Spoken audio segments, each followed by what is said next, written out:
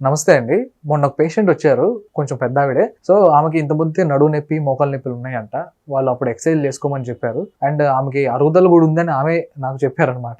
మరి ఎక్సర్‌సైజ్‌లు చేస్తున్నారమ్మా అని అడిగాను నేను. అడిగితే లేదండి నేను ఇంట్లో పని ఎటు చేసుకుంటా కదా! నాకు అవే పెద్ద ఎక్సర్‌సైజ్‌లు కదా!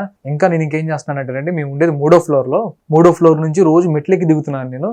4, 5 సార్లు దిగుతున్నానండి. నాకు చాలా బాగా ఎక్సర్‌సైజ్ అయిపోతుందని చెప్తున్నారు. సో, నేను అప్పుడు ఆమెకి క్లియర్‌గా చెప్పాను. ఆల్రెడీ ఆమెకు అరుగుదలలున్నాయి, నొప్పులున్నాయి. జాయింట్ల మీద వెయిట్ పడుతుంది. ఆమె బాడీ కూడా కొంచెం వెయిట్ ఎక్కువుంది.